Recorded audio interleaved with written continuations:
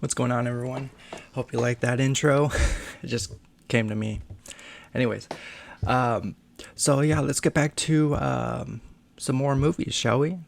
All right. In this video, I got want to show you all some of my DVD horror collection.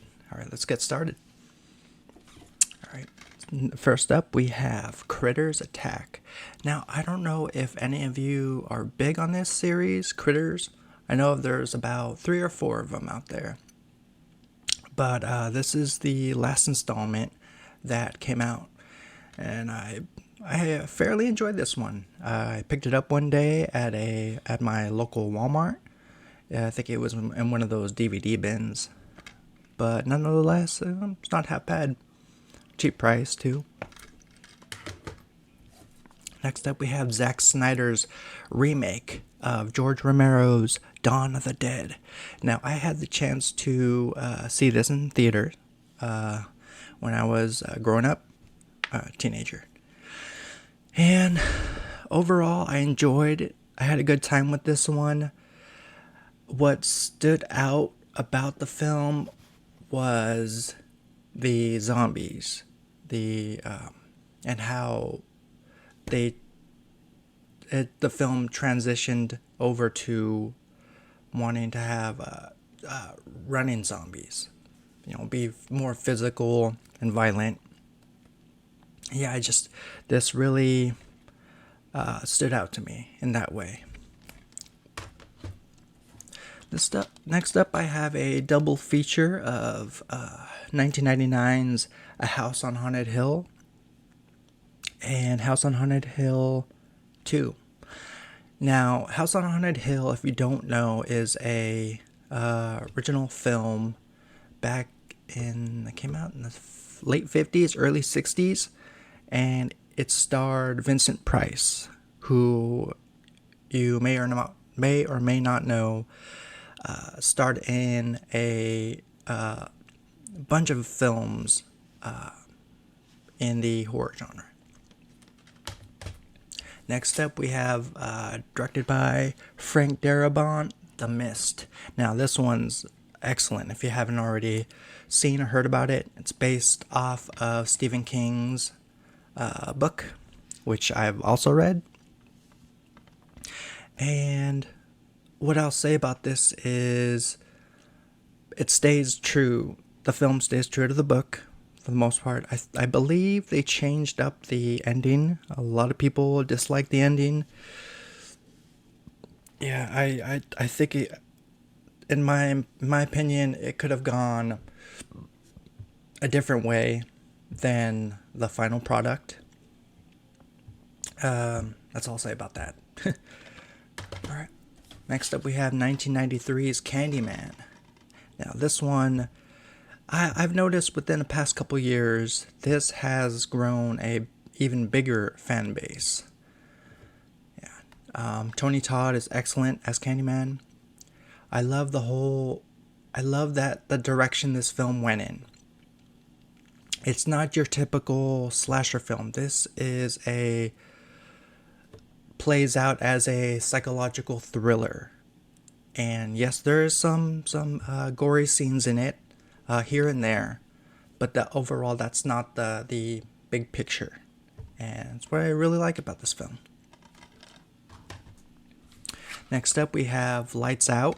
Now, this, from what I've heard over the years, this was based off of the director did a short film, and from there it got a lot of attention, and that same creator directed this film, I believe. I could be wrong. Next up, we have another local Walmart pickup, Hellfest. Now, I always come back to this one. I really enjoy it. It's got some stellar kills in it. Yeah, if you haven't seen this one already, do go check it out if you're a horror buff. Next up, we have the horror remake, Carrie. This one stars Chloe Grace Moretz, and she is pretty phenomenal in it. Yeah. Right. Next up, a lot of people will say about this film, for those who have seen it, think it's atrocious. Sorry. Think it's a trash. Think it's all these negative things about it. And then for the most part, they're right. But I have a soft spot for this one. I don't know why. I just do. It's so bad that I enjoy it. That's why I decided to pick it up one day. Oh, House of the Dead. Yes. Based on the video game series, House of the Dead. Next up, another double feature, Jeepers Creepers 1 and 2. I watched them this past month. Really enjoyed them. Moving along here, we have Jeepers Creepers 3, which I did not like. It's funny. Again, this film was directed by the same person who did the first two, Victor Salva. Yeah, and I don't know. So for some odd reason, this franchise is going downhill. Oh, also, speaking of this franchise, I believe Jeepers Creepers Reborn, which is the upcoming 4th installment of the series, is to be out soon, and I will probably do a review on that. Hopefully it's better than this one. Next up we have Chucky, Curse of Chucky. Yes, I really enjoyed this one. I don't know. I wasn't for the idea that they decided to do some. There was a part where Chucky's walking down the stairs in this one, and it looks like he was CGI. Got CGI animated there, imagery. But that's the only slight complaint about this film. Yeah, Curse of Chucky. Now, I believe this is the Leprechaun Returns. I think this is the official sequel to the 1993 original Leprechaun. Because the reason I say that is because in this one they bring up some characters from the first film. But overall, I had a good time with this one. I thought this actor, I don't know the name of him, he's a replacement for Warwick Davis, who, as you know, was in the throughout. He was Leprechaun in the other movies. He really shines in this one. I don't know, but this definitely has some humor in it. I enjoyed. Alright, next up we have one that caught me off guard and I really enjoyed, The Shed. That was a vampire film. And I believe I first saw it on a streaming service. And I don't know if it's still on there or not, but I saw it at my local Walmart and decided to pick it up one day.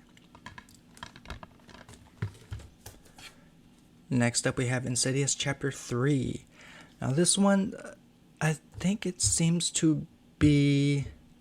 one is a origin story.